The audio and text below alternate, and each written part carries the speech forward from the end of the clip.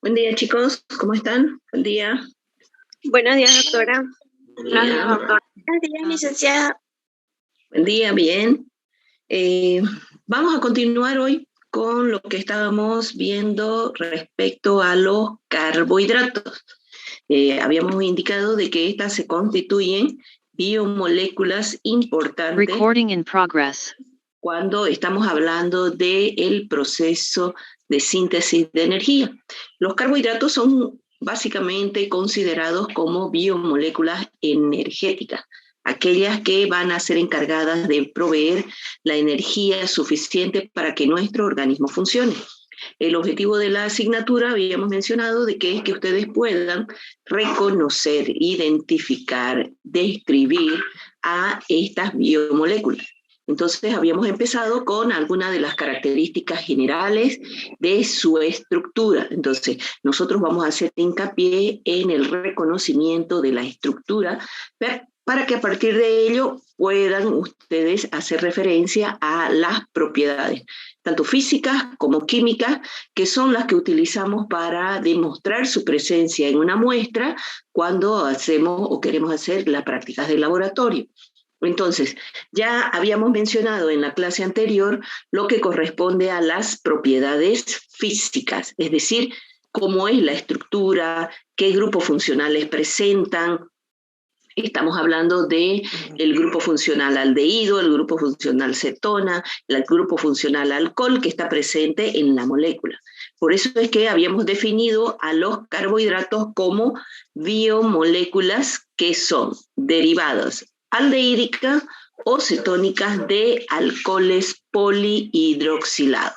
Entonces, ahora vamos a ver, considerando estos grupos funcionales y estas características que presentan en su estructura, para describir lo que corresponde a las propiedades químicas. Es decir, vamos ahora a hacer referencia en lo que se refiere a los carbohidratos. Cuando estos reaccionan con otra molécula, entonces, ¿cuáles son los cambios que se pueden producir?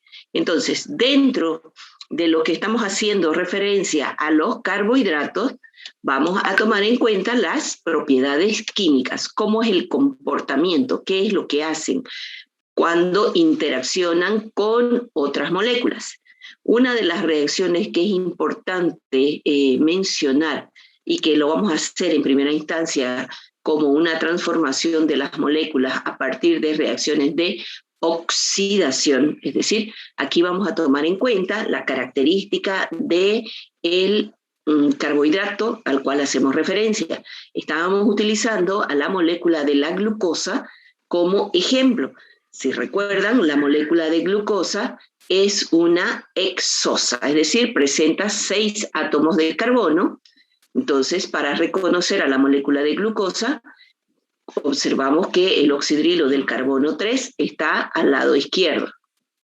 Cuando sufren oxidación, entonces los grupos funcionales que están presentes en los carbohidratos, el alcohol, el aldehído o la cetona, van a poder pasar a un grupo funcional mayor como el ácido carboxílico. Entonces, cuando nosotros hablamos de que se produce la oxidación en los carbohidratos, se forman los denominados ácidos de azúcares, que pueden ser aldónicos, urónicos o aldáricos, en dependencia del grupo funcional que sufre la oxidación. Si se oxida el grupo aldehído, como en el caso de nuestro ejemplo, el grupo aldehído presente en la molécula de la glucosa, entonces se va a formar un ácido aldónico, porque es el aldehído el que ha sufrido la oxidación. La estructura entonces quedaría de esta manera. Los 6 átomos de carbono, la posición de los oxidrilos igual o similar a como están en la molécula de la glucosa, y el grupo aldehído ahí va a manifestar un grupo carboxilo. Entonces se ha producido la oxidación. Entonces, Si el ácido es urónico, el grupo funcional que ha sufrido oxidación viene a ser el alcohol primario. Recuerden que dentro de los carbohidratos podemos tener alcohol primario, es decir, el que está en extremo de cadena, y alcoholes secundarios, que son los oxidrilos que están en los carbonos internos de la molécula. Si nosotros observamos la característica estructural, considerando lo que vimos anteriormente, y observamos que el oxidrilo del carbono 2 y del carbono 3 están a la izquierda, entonces estamos hablando de un epímero. En este caso es la manosa. Cuando ésta ha sufrido oxidación del grupo funcional alcohol primario, entonces el ácido corresponde al grupo de los urónicos. Como es la manosa, entonces se va a denominar ácido manurónico, ¿sí? Si el que se va a formar es un ácido de tipo aldárico, estos se forman cuando se oxida tanto el grupo funcional aldehído como el grupo funcional alcohol primario de la estructura del carbohidrato. Si tenemos en nuestro ejemplo la molécula de la glucosa, recuerden, oxidrilo del carbono 3 a la izquierda, entonces iba a oxidarse formando un ácido aldárico, entonces se oxida tanto su aldehído como su grupo funcional alcohol. Como es la glucosa la que se ha oxidado, entonces la denominación va a ser ácido glucárico. Eso es cuando se oxida. Pero también los carbohidratos se pueden reducir, es decir, pasar de un grupo funcional mayor a un grupo funcional menor. Si estamos hablando de que el aldehído está presente en los carbohidratos como grupo carbonilo o grupo funcional mayor, si este sufre reducción, se van a originar los polialcoholes. Si utilizamos la glucosa como ejemplo, en este caso, recuerden, glucosa, 6 átomos de carbono, oxidrilo del carbono 3 a la izquierda. Entonces, su grupo aldehído, que estaba en el carbono 1, ha sufrido una reducción a función alcohol. Entonces, todos los carbonos tienen función alcohol, por eso se denomina polialcohol. Muchos alcoholes presentes en la molécula. Como es la molécula de la glucosa, entonces el compuesto cuando se ha reducido va a recibir la denominación de glucitol o también sorbitol. Si es la manosa la que se reduce, observamos el aldehído que ha pasado a función alcohol, la manosa tiene oxidrilo del carbono 2 y 3 a la izquierda, entonces es el manitol. La molécula de 5 átomos de carbono que tiene aldehído en su estructura, en el carbono 1 y todos los oxidrilos a la derecha, se denomina ribosa. Entonces estamos hablando de que si ésta se ha reducido, se va a formar el ribitol. ¿Sí? Otro componente que se puede formar en el caso de la reducción de los carbohidratos vienen a ser los desoxiazúcares. Estos desoxiazúcares se refieren a que uno de los grupos funcionales alcohol presente en los carbohidratos va a perder su oxígeno, por eso dice desoxi o deoxiazúcar también. En el caso de nuestro ejemplo, tenemos a la ribosa, que es una pentosa que ustedes han escuchado mencionar de forma repetitiva cuando hablan en la biología y la descripción de las características de los componentes. Entonces aquí tenemos la ribosa, que viene a ser una aldopentosa, que ha sufrido un proceso de ciclización, es decir, ha cerrado la molécula, ha pasado de una estructura lineal a una cadena cerrada, en este caso en forma de furano, de 5 vértices. El oxidrilo del carbono 2 de esta ribosa va a perder el oxígeno y entonces se va a transformar en la desoxirribosa. Entonces la desoxirribosa se constituye un azúcar producto de la reducción de la ribosa. Entonces aquí tenemos los dos carbohidratos que vienen a ser importantes porque forman parte de los nucleótidos de nuestros ácidos nucleicos. A partir de ello es que los ácidos nucleicos donde están presentes reciben su denominación o son responsables de esa denominación. Tenemos los ácidos ribonucleicos y los ácidos desoxirribonucleicos. Eso nos indica que el azúcar o el carbohidrato que está presente en su molécula viene a ser la ribosa o la desoxirribosa. Así como se oxidan, se reducen, también pueden sufrir otro tipo de reacciones, como por ejemplo el de la aminación, es decir, que el grupo amino pueda incorporarse a la estructura del carbohidrato. Vamos a utilizar como ejemplo la molécula de la glucosa. Recuerden, 6 átomos de carbono, oxidrilo del carbono 3, a la izquierda o hacia arriba en la estructura cerrada, y uno de los vértices es utilizado por el enlace hemiacetálico que permite que la molécula pase de cadena lineal a cadena cerrada. Entonces esta reacciona con un compuesto aminado. Ese grupo amino va a incorporarse a la estructura para formar el derivado que vendría a ser el carbohidrato aminado. En este caso, como es la glucosa, entonces el compuesto formado es la glucosamina. Pueden sufrir también reacciones de esterificación. Ustedes, por definición, recordarán que un éster resulta de reaccionar un ácido con un alcohol. En este caso, vamos a hablar de que cualquiera de los alcoholes o de los grupos funcional alcohol que están presentes en el carbohidrato pueden esterificarse, en este caso, a el ácido fosfórico presente en el ATP. Ese grupo fosfato va a incorporarse, en este caso, al carbono 6, reaccionando o esterificándose. Se va a perder del oxidrilo un hidrógeno y el grupo fosfato pierde un oxidrilo y se libera molécula de agua, permitiendo la unión de tipo éster que viene a ser a partir de un puente de oxígeno. Entonces se produciría la esterificación. Si es de la molécula de glucosa, se formaría la glucosa 6-fosfato. También puede ocurrir que los carbohidratos se condensen, es decir, se unan unos con otros, originando lo que se denominan los glicósidos. Estos glicósidos resultan de la unión de 2 o más carbohidratos. Un requisito para que se formen los carbohidratos es que participe del enlace o de la unión un carbono anomérico. Si recordamos de la clase anterior, un anómero es aquel carbono o aquel carbohidrato que tiene su carbono donde estaba el grupo funcional mayor, que ha sufrido una reducción al producirse la unión con el extremo de la cadena con alcohol secundario más lejano, generando la estructura cíclica o cerrada. En este caso, en forma de pirano, la molécula de glucosa ha ciclizado su estructura, donde el carbono 1 que tenía el aldehído se ha reducido a función alcohol.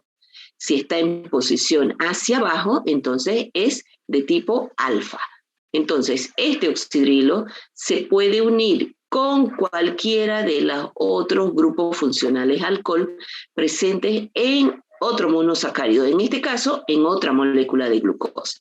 Aquí va a reaccionar con el carbono 4. Aquí tenemos el carbono 1, 2, 3 y 4. Con el oxidrilo del carbono 4. Cuando reacciona un alcohol con otro alcohol, se forma un éter, es decir, se va a liberar molécula de agua y me va a quedar un puente de oxígeno. Entonces, esta unión de puentes de oxígeno se denomina enlace glicosídico o glucosídico cuando un carbohidrato se une a otro componente. Entonces, para que estas dos moléculas de glucosa se unan entre sí, se ha producido un enlace glicosídico entre el carbono 1 y el carbono 4 de la otra molécula de la glucosa. Esto me va a servir como referencia para poder explicar cómo así manifiestan diferentes tipos de propiedades, tanto físicas o químicas, que presentan los carbohidratos. Entonces, recuerden que este anómero o este oxidrilo puede ser distinto, es decir, estar ubicado hacia abajo o hacia arriba. Entonces, para indicar eso, nosotros utilizamos en la denominación esa especificidad para indicar si está hacia abajo o hacia arriba. Y lo hacemos mencionando la característica del carbono anomérico, si es alfa o si es beta. El alfa es cuando el oxidrilo está hacia abajo. Entonces estamos diciendo la unión se está produciendo con el carbono anomérico de tipo alfa, es decir, el carbono 1, con el carbono 4 de la otra molécula de glucosa. Entonces es un enlace alfa 1,4 glucosídico. El compuesto que resulta vendría a ser, si tengo dos carbohidratos unidos entre sí, vendría a ser un disacárido. Esa es la manera entonces como los carbohidratos se unen entre sí. A partir de esa unión se pueden generar estructuras mucho más complejas. Entonces, por eso es que cuando hablamos de la clasificación de los carbohidratos, podemos tomar en cuenta qué tan compleja es la molécula.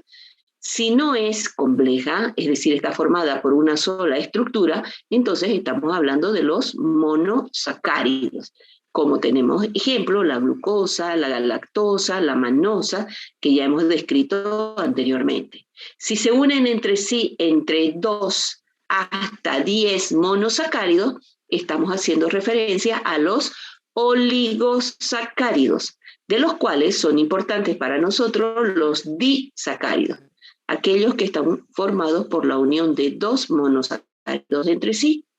Entre los más importantes desde el punto de vista funcional o para cumplir los objetivos de descripción de nuestra asignatura, nosotros vamos a mencionar los más frecuentes, que vienen a ser la maltosa, la celobiosa, la sacarosa y la lactosa, que ustedes observan aquí. Entonces, la maltosa resulta de la unión de 2 glucosas entre sí por enlace glicosídico alfa 1,4. La celobiosa también resulta de la unión de 2 glucosas unidas entre sí. La estoy reconociendo porque el oxidrilo del carbono 3 está hacia arriba. Entonces, la unión de estas 2 glucosas va a ser a través de un enlace de tipo beta 1,4. Si observamos la maltosa y la celobiosa, son estructuralmente similares porque las dos están constituidas por 2 glucosas. La diferencia radica en el tipo de enlace que se lleva a cabo. En la maltosa es alfa 1,4 y en la celobiosa es beta 1,4. Esto es importante porque las propiedades físicas y químicas que manifiestan son distintas, lo vamos a ir viendo un poquito más adelante. En el caso del otro disacárido que es importante y que es común que nosotros escuchamos es la sacarosa o el azúcar común, donde se une la glucosa con la fructosa. La lactosa o el azúcar de la leche también es otro de los disacáridos importantes, que resulta de unir una galactosa con una glucosa, formando el compuesto denominado lactosa. Estos se unen a través de un enlace glicosídico de tipo beta 1,4. Si la estructura es mucho más compleja, estamos hablando de polisacáridos, es decir, más de 10 monosacáridos unidos entre sí por enlaces glicosídicos. Entonces aquí tenemos una parte de la estructura de un polisacárido que es común que nosotros ingerimos en nuestro alimento, que viene a ser el almidón. Los polisacáridos pueden estar formados por muchos monosacáridos unidos entre sí. Este monosacárido puede ser igual o pueden ser diferentes. Dependiendo de ello, si son iguales los monosacáridos, el polisacárido va a pertenecer al grupo de los homopolisacáridos, es decir, todos los monosacáridos iguales. Ejemplo, tenemos el almidón. El almidón se caracteriza por tener una cadena lineal donde las glucosas, que son las que forman parte de su estructura, están unidas entre sí por un enlace glicosídico alfa 1,4. Y presentan también una cadena ramificada que se denomina amilopectina, donde la molécula de glucosa se va a unir por un enlace glicosídico de tipo alfa 1 con el carbono 6 de la otra molécula de glucosa. Por eso es el enlace glicosídico alfa 1,6. Una de las características a partir de las cuales las reconocemos a la estructura del almidón viene a ser que su fracción amilosa o la cadena lineal es muy larga, entonces tiende a formar hélices, manifestando lo que se denomina una estructura helicoidal. Esto para ocupar menos espacio y para aglomerarse y formar una estructura mucho más estable. Otro de los tipos de ejemplos de polisacáridos del grupo de los homopolisacáridos lo constituye el glucógeno, la celulosa. Todos estos, al igual que el almidón, están formados por la unión de moléculas de glucosa entre sí. Tanto el almidón como el glucógeno se unen uniendo a través de enlaces glicosídicos alfa 1,4 y alfa 1,6. La diferencia entre el almidón y el glucógeno viene a ser que el glucógeno presenta este tipo de enlace entre el carbono 1 y el carbono 6 de la otra molécula de glucosa con más frecuencia, es decir, es una estructura mucho más ramificada. En el caso de la celulosa, están las glucosas unidas también entre sí, pero por enlaces glicosídicos beta 1,4. Es la diferencia que habría con el glucógeno y el almidón. Las otras estructuras donde responden a la definición de polisacáridos, pero los monosacáridos unidos entre sí son distintos, generan el grupo de los denominados heteropolisacáridos. Dentro de ellos podemos hablar de los glucosaminoglicanos, que son unidades repetitivas de disacáridos donde se han unido casi siempre la glucosamina, estoy hablando de la glucosa que ha sufrido una aminación y además presenta un grupo acetilo en su estructura. Esta glucosamina, al igual que la galactosamina, se pueden unir a un ácido urónico, que puede ser el glucurónico, el galacturónico, que hemos visto que se forman, y estas se unen entre sí formando una estructura larga denominada glucosaminoglicanos. La condroitina viene a ser también otro de los componentes que va a formarse y pertenece a este grupo. El ácido hialurónico, el condroitinsulfato, el queratansulfato vienen a ser ejemplos de heteropolisacáridos. Uno de los más relevantes viene a ser la heparina, que actúa en nuestro organismo como un anticoagulante natural. Entonces, esas vendrían a ser la descripción, así en forma general, de las estructuras denominadas carbohidratos con la complejidad que manifiestan, y también hemos visto aquellas reacciones en las cuales ellas pueden intervenir. Entonces, cuando hacemos referencia a los carbohidratos tenemos que tomar en cuenta tanto la característica estructural que presenta, a partir de las cuales nosotros hemos descrito las propiedades físicas, y también tener en cuenta las propiedades químicas. Si yo les pregunto, por ejemplo, que me describan la estructura de la celulosa, tienen a mano su cascada de carbohidratos, ¿no es verdad? Cada uno de los carbohidratos habrán visto que posee un número determinado de átomos de carbono, es decir, hemos partido del gliceraldehído, que viene a ser el carbohidrato más simple, que lleva grupo funcional aldehído, es decir, es una aldosa, y tienen la otra cascada que es la de las cetosas, es decir, donde el carbohidrato inicial viene a ser la dihidroxiacetona. A partir de ella, si es una triosa, le sumamos un átomo de carbono, se forma una tetrosa. Si le sumamos uno, se generan las pentosas, seguimos sumando las hexosas, las heptosas y así, etc. ¿Han podido encontrar sus cascadas de carbohidratos? Sí, licenciada. A ver, ¿quién ubica? Me describe a la celulosa. ¿Cuántos carbonos tiene? ¿Es aldosa? ¿Es cetosa? Tiene 5 carbonos. Muy bien. Es una pentosa.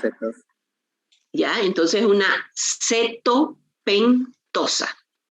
¿Cómo yo la reconozco en la estructura? ¿Dónde están o cómo están ubicados los oxidrilos de los carbonos internos? ¿Están todos a la derecha? ¿Hay uno a la izquierda? ¿Todos están a la izquierda? ¿Cómo es la característica de la celulosa? Hay uno a la izquierda y otro a la derecha. ¿Ya? Entonces, si dentro de la misma línea o fila, si ustedes observan, está también la ribosa, ¿no es verdad? Sí. ¿Ya? Entonces, estoy hablando de otra aldopentosa.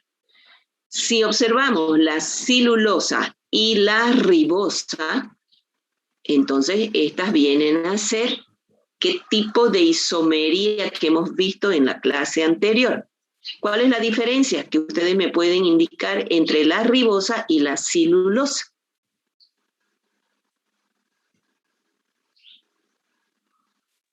Podría ser que los oxidrilos, por ejemplo, de la celulosa tiene dos oxidrilos, uno a la izquierda y el otro a la derecha, y de la ribosa los oxidrilos están todos a la derecha. Muy bien. ¿Algo más que diferencia a las dos moléculas? El orden sería porque después la composición molecular es la misma. Sí, ¿están seguras?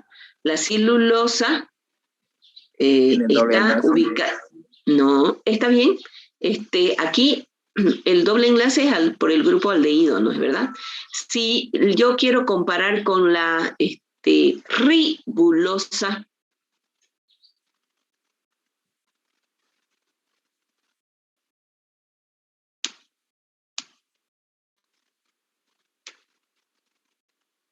¿la ubican a la ribulosa? Sí, doctora. Sí. ¿Ya? ¿En qué grupo está? Grupo 5. ¿Pentosas? ¿Cuál sería la diferencia entonces? Presenta doble enlace. ¿Dónde? En el segundo carbono. ¿Ya? ¿Qué grupo funcional es? Cetopentosa. Cetosa. Muy bien, es una cetopentosa. Entonces estamos viendo que la molécula de la ribosa y la celulosa son aldopentosas. Una diferencia con la ribulosa es que esta es una cetopentosa. Habíamos dicho de que los carbohidratos se pueden diferenciar o van a diferenciarse entre sí formando diferentes tipos de isómeros. En este caso, la isomería, es decir, una ribosa pudiera transformarse en una ribulosa. Entonces estaríamos hablando de una isomería aldosa-cetosa que describimos en la clase anterior. Si comparo la ribosa con la celulosa, las dos tienen grupo aldehído. Esa no es la diferencia. La diferencia es la que ustedes me han mencionado, que hablaron de cambio de posición del oxidrilo del carbono 2 y del carbono 3. O sea, uno está a la izquierda y los otros están a la derecha, ¿no es verdad? Entonces, cuando cambian de posición los oxidrilos de los carbonos internos, se forman los isómeros que hemos denominado epímeros. Entonces, esto para nosotros es importante porque aquí se van a generar diferentes compuestos. Así como decíamos que la ribosa va a estar presente en el ácido ribonucleico y la desoxirribosa en el ácido desoxirribonucleico, hemos visto o acabamos de ver que diferencian su estructura por la ausencia, en el caso de la desoxirribosa, de un oxígeno a nivel del carbono 2. Esto va a permitir que se comporte de diferente manera. Por eso es que esta es una de las razones por qué el ácido desoxirribonucleico tiene una función y el ácido ribonucleico tiene otra función. ¿Se va entendiendo hasta ahí? Licenciada. ¿Sí? Bien, a ver, entonces les voy a preguntar, entonces se entiende cuál es la utilidad de la molécula, de la cascada de los carbohidratos. Es para que ustedes ubiquen y se vayan relacionando con el nombre de los carbohidratos. Yo les voy a pasar en el grupo del WhatsApp el código del Classroom hoy en la noche, ¿ya? Les voy a pasar el código del Classroom Se las voy a pasar las clases que hemos avanzado hasta hoy para que ustedes repasen un poquito y les voy a dar una tarea para la próxima clase. ¿Listo? Que va a ser de esquematizar, de que ustedes ubiquen la molécula y también puedan esquematizar algunos de los isómeros que hemos mencionado. ¿Está bien? ¿Preguntas hasta aquí?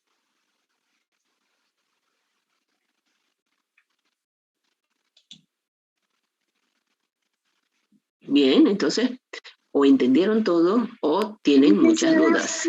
Dígame. Nosotros, o sea, la tarea va a ser esquematizar de lo que hemos visto hasta ahorita, lo que mencionamos. No, de lo que yo les pida. Yo les voy a dar el nombre. Recuerden que cada estructura, al presentar una diferencia, por ejemplo, de posición del oxidrilo, va a recibir un diferente nombre. Así como ustedes tienen ahí ribosa, celulosa, tienen una serie de pentosas que tienen diferente nombre. Entonces, eso va a depender de cuál ha sido el cambio que se ha producido en su estructura de la posición de los oxidrilos, si estamos hablando de isómeros. Si le digo, esquematice un ácido glucónico, entonces usted tiene que hacer referencia ya a una propiedad química, a que éste ha sufrido una reacción de oxidación donde se ha formado un grupo funcional carboxilo donde estaba un grupo aldehído. Entonces estamos hablando de una reacción de oxidación. Si digo el ácido glucónico, entonces significa que la glucosa se oxidó. ¿Cómo yo puedo identificar esto desde el punto de vista estructural? Porque donde estaba el aldehído, ahora hay un grupo carboxílico. Ahora, esa molécula, cuando está en forma de ácido en mi organismo, cumple otra función que como cuando está de glucosa. ¿Ya? Entonces vamos a ir viendo eso y también ustedes me van a hablar al respecto. Entonces yo les voy a decir, escriba o esquematice el ácido glucónico. Entonces usted lo va a hacer con esa diferencia. Si les pido que esquematicen la fructosa, estoy hablando de un isómero. En este caso de la glucosa, que se va a diferenciar por el grupo cetónico que hay a nivel del carbono 2. ¿Ya? Vamos a ir viendo para que ustedes se vayan relacionando, vayan familiarizándose con la característica estructural. Vamos a ir paso a paso para que ustedes vayan entendiendo. Todas aquellas dudas que vayan surgiendo, entonces en la siguiente clase las vamos a satisfacer. ¿Listo? Entonces tengan a mano, vayan repasando, vayan observando en esa su cascada de los carbohidratos cuál es la diferencia entre una y otra molécula. ¿Está bien? Ya le hice. Bueno, entonces, doctora, también. Muchas gracias. Listo, Muchas que gracias. tengan buen día entonces. Los veo la próxima semana. Hasta luego. Hasta luego, licenciada. Doctora, gracias. Doctora. Recording stopped.